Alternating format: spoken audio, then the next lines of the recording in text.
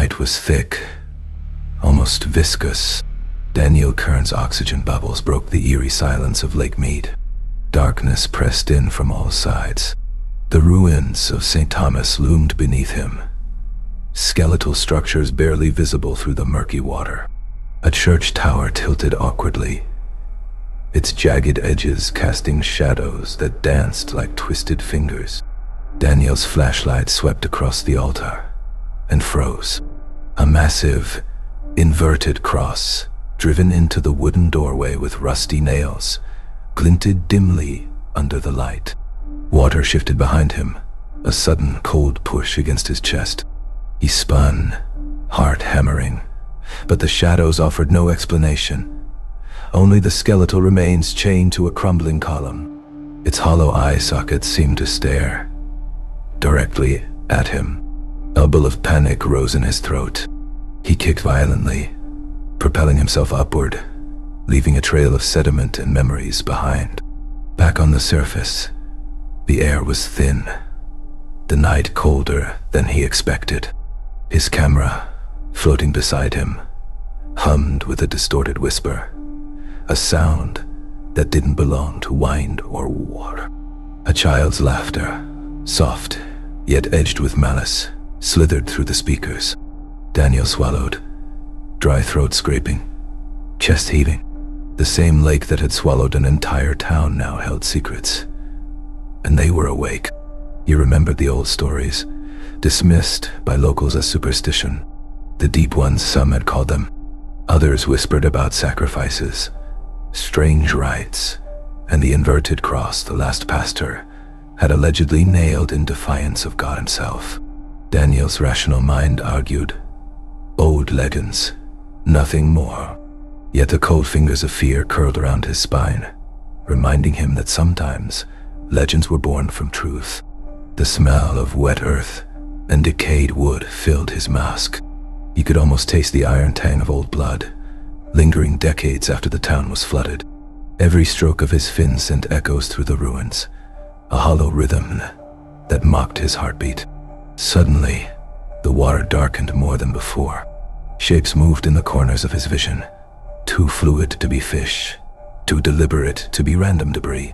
A voice, guttural and distant, whispered, "You shouldn't be here." Daniel froze. He couldn't tell if it was the wind, the water, or something alive beneath him. His flashlight flickered. A shadow passed over the cross, though no current stirred. Panic clawed at him, icy and merciless. He kicked upwards again, desperately seeking the surface, but the whisper followed, threading through his skull. "We are still here." The surface never felt closer, yet somehow the lake had him already. And then, silence. Only the camera floated, recording a lone trembling light, swaying over the submerged church. Somewhere beneath, the water waited, patient, eternal. The morning sun did little to warm the air around Lake Mead. Daniel Kearns sat on the cracked concrete pier, sifting through old documents he had pried from the National Park Service archives. Ellie Monroe, notebook in hand, scrutinized every page with a journalist's meticulous eye. She had arrived skeptical, dismissing tales of drowned towns and ritualistic cults as folklore. Yet even she couldn't ignore the bureaucratic note stamped in red. Property under restricted investigation. Do not disclose. "Daniel, look at this," she said, voice low, almost afraid. He leaned over, eyes narrowing at the faded typewriter print. It was a coroner's report from 1935. The bodies of 3 men had been found floating in the original riverbed, their hands and feet bound, faces marked with deep scratches and inverted cross symbols carved into their chest bones. Ellie's fingers trembled as she traced the words. The locals always whispered about sacrifices, but this confirms it. Outside, the water lapped quietly, deceptively calm. Daniel's mind raced. The inverted cross in the submerged church was no accident. The ritual had been real, centuries of fear and superstition etched into every grain of timber. He thought about the rumors of figures glimpsed beneath the surface, shadows moving against currents, whispers carried up from the depths. Ellie, noticing his pale expression, asked softly, "You believe them, don't you?" He couldn't answer. How could he?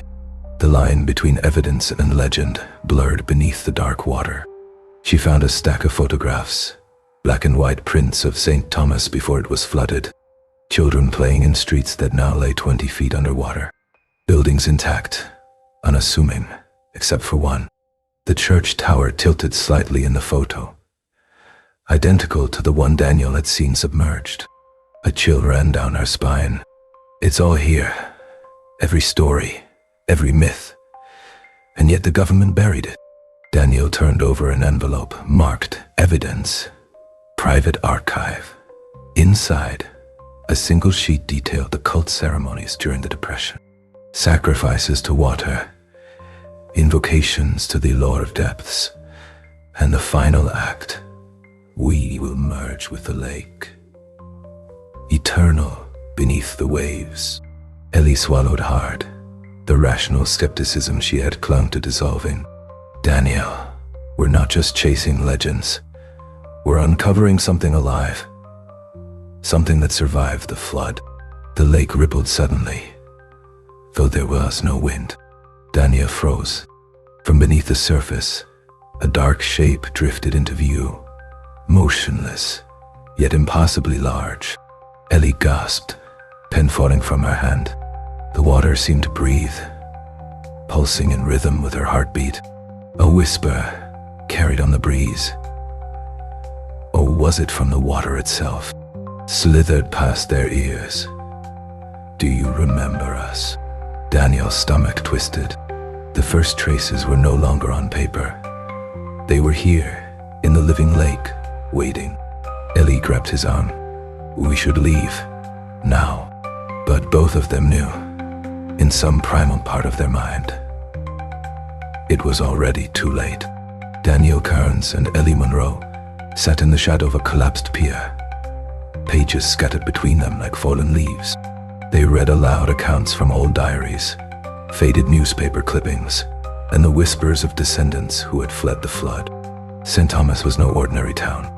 Long before it sank beneath Lake Mead, locals spoke of figures walking the night, shadowy, silent, eyes glinting with something unnatural.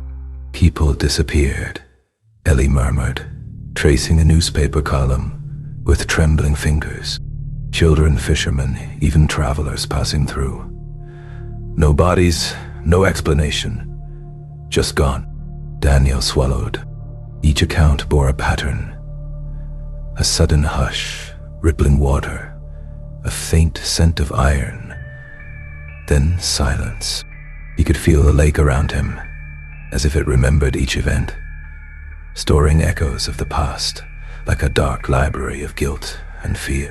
One diary belonged to a pastor from the 1930s. His handwriting trembled across the yellowed pages. The Lord of Depths commands respect. Those who mock the water vanish. I have buried one, but I fear more will follow. Ellie read aloud the footnotes from the coroner's reports, detailing ritualistic scars on the victims' bodies. They didn't just drown, she whispered. They were mocked.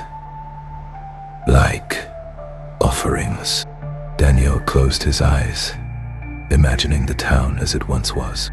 Wooden houses, cobblestone streets, children laughing. Shadows lurking behind every door. According to survivors, the cult thrived in secrecy. Members spoke of merging with the water to escape judgment, leaving the town cursed, an eternal memory trapped beneath the lake. Some claimed to see silhouettes in the fog over the water at night. Figures kneeling at invisible altars, chanting in languages no living person could understand. Ellie shivered, flipping a photograph of a ritual near the riverbank. Children held hands in a circle, while hooded adults raised inverted crosses toward the sky. Do you realize what this means? She asked, voice barely above a whisper. They were preparing the town for submersion. They believed it would make them immortal. In the lake, Daniel's stomach turned. The inverted cross he saw submerged, the chained skeleton. It was all part of a plan centuries in the making. He remembered the whispers at the lake surface the day before. We're still here. The echoes weren't just echoes. They were warnings, reminders that the past was alive, watching, waiting. Ellie tapped the diary again. These people, they thought they could cheat death. But Lake Mead, it remembers. It takes. It. And a sudden ripple ran across the water's surface, unnatural and deliberate. Daniel's eyes widened as a shadow rose. Thin at first, then coalescing into a humanoid form, its face obscured by murky water. The figure froze, motionless yet undeniably aware of them. Ellie's breath caught. She gripped Daniel's arm. It knows we're here. And for the first time, Daniel felt that the stories were no longer confined to pages or whispers. They were alive, moving just beneath the surface. The sun had long vanished behind the mountains, leaving Lake Mead in a veil of twilight. Daniel Kearns secured his diving gear on the shore, the metal of his tanks cold and unyielding against his palms. Ellie Monroe hesitated, notebook clutched tight, unwilling yet unable to abandon him. This is it, Daniel muttered, more to himself than her. Time to see what's really down there. The lake surface was deceptively still, a dark mirror reflecting the first stars. As he slipped beneath the water, the world above disappeared. Darkness swallowed him, and the familiar sounds of the shore faded into a muffled, liquid silence. Every breath, every heartbeat echoed louder than it should, distorted by the pressure and the unknown depths below. He approached the submerged church first, the steeple jutting awkwardly from the lake bed like a skeletal finger. Shadows twisted unnaturally around the broken beams. Light from his torch trembled across the water, revealing shapes that should not have existed. Bodies contorted in impossible angles, skeletal hands reaching as if to warn him. Daniel swallowed hard, the metallic tang of old blood mixing with the musty smell of drowned wood. Ellie's voice crackled faintly through the underwater communicator. Daniel, are you seeing? He didn't answer. Words felt useless. The air bubbles from his regulator rose, like ghostly whispers, carrying voices that weren't his own. Soft chanting, distant laughter, the faint, sinister squeal of a child. Past the church, the ruins of St. Thomas emerged. Streets submerged, houses fractured, debris floating in impossible angles. Daniel noticed inverted crosses etched into stone and timber. Some crude, some meticulously carved. The symbols seemed to pulse, catching the torchlight in a rhythm that mirrored his own quickening heartbeat. A chill coursed through his body, prickling his skin. He could feel the water pressing not just on him, but through him, as if the lake itself were alive, aware. Ellie's voice returned, sharper now. Daniel, stop. There's something following you. He spun, torch beams slicing the murky water. Nothing. Then, movement. A humanoid figure drifted just beyond the edge of visibility. It was faint, translucent, yet its gaze seemed fixed, hungry, knowing. Daniel's stomach knotted. He realized the stories, the whispers, the rituals. They were not confined to history. They were living, waiting beneath the lake, patient as stone, patient as water itself. He reached a doorway, submerged and warped, leading into what had once been the church's nave. Inside, the air trapped pockets of sound. Soft splashes, the scrape of bones against wood, a whispering chant that seemed to rise from the floorboards themselves. Daniel's hand graced the altar, and something cold and slimy coiled around his wrist. He jerked back, heart hammering.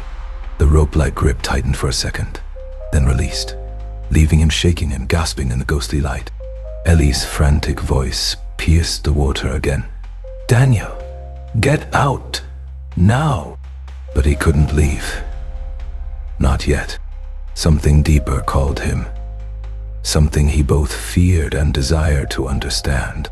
And somewhere in the distance, beneath the still dark waters, a voice whispered clearly for the first time, "You belong to the depths, as we do." Daniel's hands clenched the torch. His descent had only begun. The lake had grown darker. The sun long vanished beyond the mountains, leaving only a pale, trembling reflection across the water's surface. Daniel Kearns drifted above the submerged streets of St. Thomas, the torch in his hand barely piercing the oppressive gloom. Every bubble from his regulator seemed deafening, echoing off the skeletal remains of buildings long swallowed by the lake. Ellie Monroe hovered near the shore, her voice crackling faintly through the communicator. "Daniel, you have to see this from above. Her words were cut short by a low, gurgling sound beneath the water. Daniel froze. The current shifted unnaturally, carrying something through the streets with a fluid precision that made no sense. He approached the collapsed steeple, noting again the inverted crosses carved deep into the timbers. But now, the symbols seemed to move subtly, shifting their angles when he blinked. A soft whisper caressed his ears. "Return what was taken, or join us." Daniel's heart pounded. He clenched his jaw, trying to rationalize it. Water currents, echoes, stress. Yet, the whisper repeated. Closer now, almost tangible. Ellie's panic rose. "Daniel, the church. Look at the altar." He turned, torch beam slicing the murky water, revealing a new horror. Skeletal remains arranged in a grotesque ritual circle. The air in the submerged nave seemed to thicken, bubbles catching the light in strange, unnatural patterns. Shadows crawled along the walls, elongating and twisting in ways that defied logic. He touched a rotted beam for balance, and recoiled as the water shifted violently, as if the building itself had exhaled. A hand, pale and slimy, brushed his arm. He jerked back, heart hammering, but there was nothing there. Each movement he made was mirrored by another in the distance, a figure, humanoid yet impossibly thin, following him silently, gliding through the water like a shadow-given flesh. Ellie's voice broke through, trembling. "Daniel, you're not alone. Something beneath you, moving." He looked down. The lake floor was no longer stable, but alive, ripples forming shapes, the debris shifting to mimic old streets and alleyways, distorted reflections of a town that should not exist anymore. He tried to retreat, but the currents had changed. They pulled at him, slow and insistent, guiding him deeper into the submerged nave. Daniel's mind raced. He remembered the cult's chants, the promises of merging with the water. Were these echoes or active participants of a ritual centuries old? A flash of movement, closer now. Something, someone, mirrored his every motion with unnatural precision. Daniel felt a tug at his leg, like a cold hand, pulling him toward the altar. Panic surged, lungs burning, mind screaming. Ellie screamed into the communicator, words lost in static, her face pale, eyes wide as the surface of the lake roiled above them. And then, from the darkness below, a voice so close it seemed inside his skull. "You cannot leave. Not until you take your place." Daniel kicked against the unseen grip, torchlight swinging wildly, illuminating 1,000 floating faces in the water, each staring with hollow, accusing eyes. He realized the truth. Whatever force haunted St. Thomas, it did not forget. It did not forgive, and it would not let him return to the world above. Daniel Kearns floated deeper into the submerged ruins, his torch trembling in his hand. Every shadow seemed to breathe, elongating and curling like smoke in water. The air bubbles rose erratically, carrying whispers that had no source, repeating fragments of conversations from long ago. Names, warnings, accusations.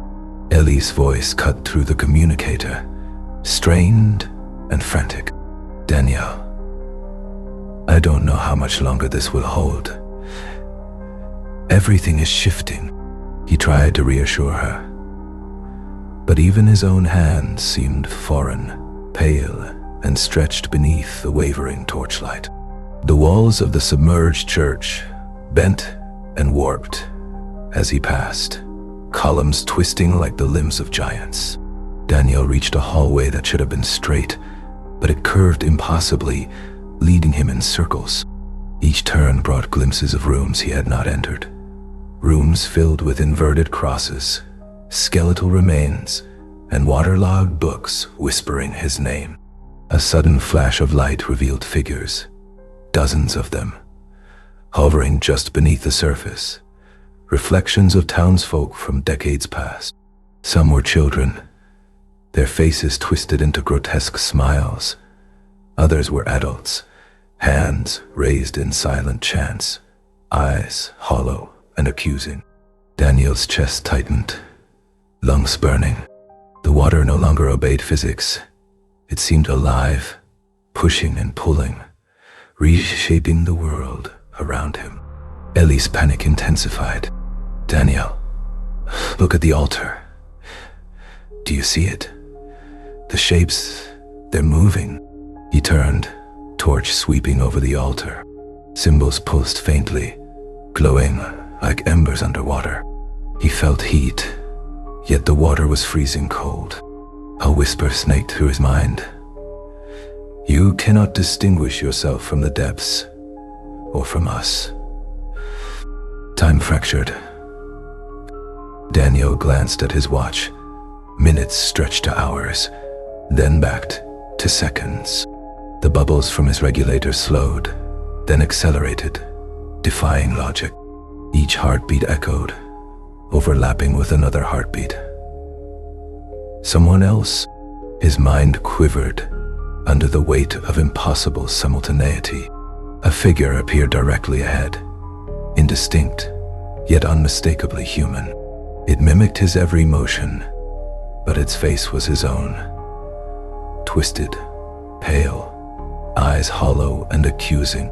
Daniel recoiled, trying to back away. But the water conspired.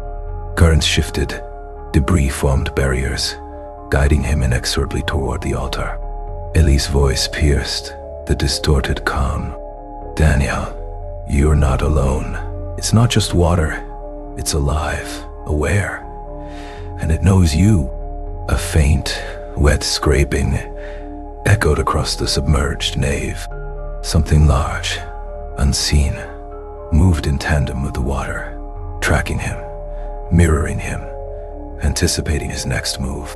Daniel's mind teetered on the edge. Every sense betrayed him. Torchlight bent unnaturally. Water murmured in voices he recognized. Shadows lengthened into impossible forms.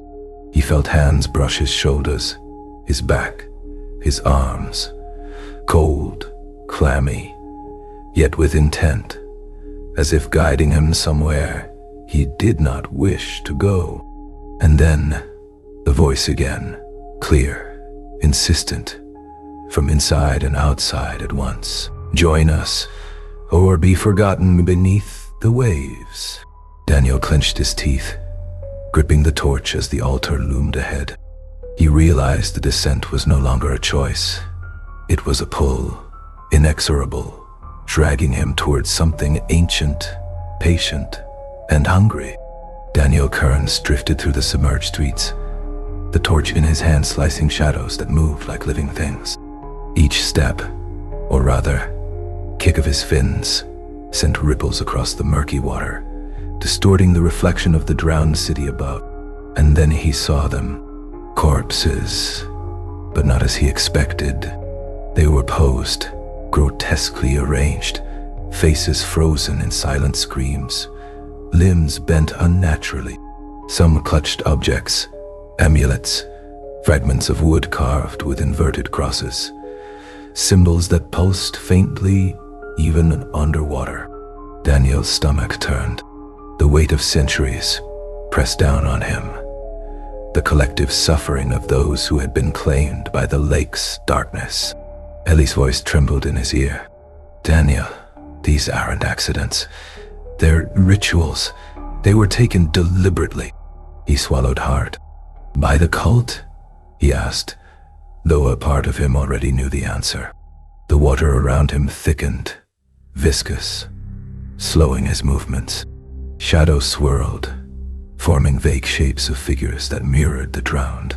Daniel caught sight of one familiar figure, his brother, submerged and twisted, reaching out as though beckoning him to join. The memory of his brother's last words hit him. Don't follow me. Whatever you do, don't follow. Now. The water whispered them back at him, mocking, distorted, impossible to ignore. He pushed onward, encountering a room where the water's surface shimmered unnaturally, reflecting faces from different eras. Some alive, some dead. Every face carried the same expression, pleading, accusatory, hungry. Daniel realized the cult had never truly died. Their victims, past and present, merged with the lake, becoming extensions of its will. Ellie gasped sharply. Look, Daniel, over there. Do you see the diary? He floated toward a waterlogged notebook, pages fused by decades underwater. Symbols, names, dates, all pointing to a series of disappearances that mirrored the town's flooding in the 1930s. One page bore a chilling note. Those who resist shall be claimed, joining the deep, never to surface again. Suddenly, currents shifted violently, dragging Daniel toward the altar once more. From the shadows emerged figures, part human, part water, their faces familiar, yet grotesquely altered. They reached for him, hands glistening and cold, brushing against his suit and skin. Ellie screamed through the communicator. Daniel, fight it. Don't let it take you like the others. But he felt the grip tighten, tugging him deeper, whispering promises and threats in voices that sounded like everyone he had ever known. And lost. He understood, with a rising panic, that some of the taken had been former skeptics like Ellie, rational minds swallowed by the depths. Daniel's hands clenched the torch as he struggled against the invisible pull. Yet, for every foot he moved forward, the altar seemed closer, the figures multiplying, closing in. The realization hit him. The lake did not merely trap the body. It ensnared the mind, rewriting memories, twisting reality, claiming all who dared to witness. And somewhere in the shifting shadows, a familiar voice whispered with cruel clarity, "You cannot escape. You are ours now." Daniel Kearns felt the water pressing against him from all sides, yet it was no longer a physical sensation alone. It pressed against his mind, seeping into his thoughts, twisting them. He blinked, and the submerged streets of St. Thomas shifted again, buildings elongating, shadows stretching unnaturally. Whispers surrounded him, not just from the water, but from inside his skull, voices speaking in languages he had never learned, yet understood perfectly. Ellie's voice cut through the chaos. "Daniel, you're changing. Focus. Don't let it."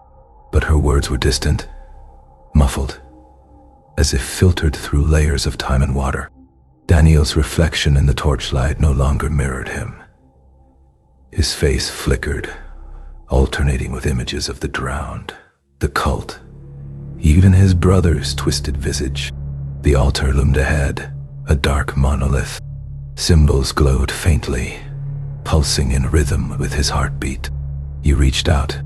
A shock of cold water shot through him, sharp, electrifying, and he gasped, vision blurring. The skeletal figures from before now drifted toward him, hands outstretched.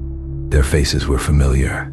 Friends, strangers, victims, yet all merged into one mocking grin. Daniel's mind screamed. Memories of his brother, the drowned townsfolk. Every whisper from the lake, they all converged, relentless, unrelenting. He could feel himself splitting, the man he had been fracturing under the weight of centuries of obsession, fear, and ritual.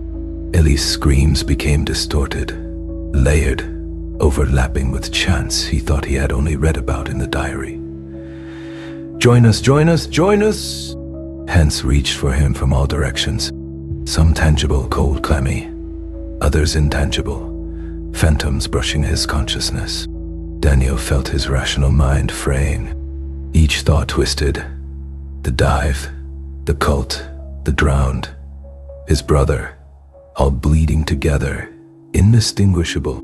He tried to resist, thrashing against the pull, but it was useless. The water, the cult, the shadows, they were all part of him now, and he was becoming part of them. Ellie floated beside him, eyes wide, panic etched into every line of her face. "Daniel, fight it. You're stronger than this." But even her presence was fleeting, a shimmer, a memory. He wasn't sure if she was there or just another echo from the depths. The altar pulsed brighter, drawing him closer. Symbols spiraled around him, indistinct whispers curling into commands. "Accept, belong, become, become." Daniel gasped, lungs straining, mind torn between reality and hallucination. The cold water felt alive, crawling over his skin, inside his veins, merging him with every story, every victim, every whisper he had encountered. A flush. He saw his brother, eyes empty, voice a hiss. "Stay. It's too late." And Daniel understood, a sickening certainty settling in. The obsession had claimed him first. The lake had chosen, and he was no longer merely an observer. He was part of the ritual. Daniel Kearns sank deeper into the abyss, the water darkening to a black so thick it swallowed all light, all sound. Shadows moved around him, yet he knew they were not mere reflections. They were echoes of the cult, twisted figures of the drowned, and the faces of his lost brother and friends. Every heartbeat reverberated through the water. Each pulse, a drum of inevitability. A distant whisper grew into a chorus, chanting in voices old and cruel. "Join us, join us, belong to the deep." Daniel's hands clawed at the cold, unyielding altar, symbols burning into his skin as if branding him for eternity. The torch flickered violently, casting fragmented light that revealed glimpses of the impossible. Upside-down churches, inverted crosses, children frozen mid-laugh, skeletal remains chained in watery cell. Ellie's voice shattered the murmur, barely audible. "Daniel, you're stronger than this. Fight!" He reached for her, but she shimmered, dissolving into a swirl of bubbles and shadow. Panic gripped him. He screamed, but the water absorbed the sound, twisting it into a chorus of his own past regrets. A hand, his brother's, emerged from the darkness, skeletal yet familiar. "Daniel, stay," the voice hissed, echoing the final words he had ignored for decades. The altar's symbols pulsed brighter, and Daniel felt the water constrict around him, tugging him toward the depths with a force both physical and spiritual. He saw visions, St. Thomas before the flood, the cult's rituals in meticulous detail, every drowning, every sacrifice, every whispered vow to the lake. The past and present collided. He could not tell where one ended and the other began.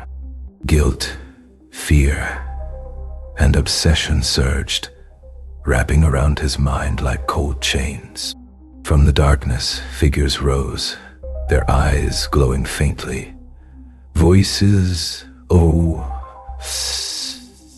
overlapping in a crescendo. "Do not with new merge words." Daniel's body went numb. His lungs burned, and yet his mind screamed for clarity. He realized that to survive, or to escape, he would have to confront everything. His failures, his brother's death, the cult, the lake itself. A sudden hush descended, the water stilling unnaturally, shadows frozen mid-motion. In the eerie silence, a single figure approached, more solid than the rest. His brother, alive only in memory, eyes burning with accusation and despair. "Daniel, why did you leave me?" The abyss stretched around him, infinite, merciless. Daniel understood the truth. The lake did not merely consume bodies. It demanded absolution, confession, and surrender. And as he reached for the altar once more, he felt himself teetering on the edge of everything he had known, everything he had been. Daniel Kearns felt the final pull, the abyss embracing him entirely. The water closed around his lungs, yet his mind remained alert, twisted, stretched across centuries of drowned memories and cultic whispers. He was neither moving nor still, merely suspended, caught between reality and the lake's endless hunger. The altar shimmered faintly, symbols spinning, bleeding into the water as if alive. Figures swirled around him, faces familiar, accusing, beckoning. His brother reached out once more, eyes hollow, but pleading. "Daniel, join or resist. It is all one now." A sudden clarity pierced the chaos. Daniel remembered Ellie, her voice, her determination. He pushed against the pull, forcing himself upward, gasping, thrashing through the cold, viscous water. The drowned city above him shimmered in fractured light, each building a fragment of memory, each shadow a story unending. Ellie emerged, reaching, shouting, the surface shimmering like glass. Daniel clawed toward her, lungs screaming for air, the pull of the abyss, relentless. He touched her hand, and the lake convulsed. Figures, screaming, symbols flaring like lightning beneath the waves. Then, silence. The water stilled. The shadows froze. Daniel floated, trembling, exhausted. The lake eerily calm. Yet something had changed. He felt it deep in his bones. Ellie's eyes searched his face. "Daniel, you're alive." But he realized part of him would never leave the lake, never leave St. Thomas, forever tethered to the cult, to the drowned, to the abyss. A faint whisper drifted through the water, almost inaudible, yet unmistakable. "We are always here, waiting, merging with the water." Daniel's gaze fell to the altar, now empty, yet still pulsing faintly beneath the surface, a heartbeat of darkness. He understood fully. The lake had claimed a fragment of his soul, and though he survived, he was forever changed, an observer, a witness, and a link in the unbroken chain of terror. Ellie grasped his hand, and together they rose toward the surface. Sunlight fractured across the waves, but beneath them, the abyss whispered, patient, eternal. And Daniel knew with sick certainty that this was far from over. Somewhere in the depths, the cult waited, the drowned stirred, and the lake remembered everything. The last silence had fallen, but only above the water.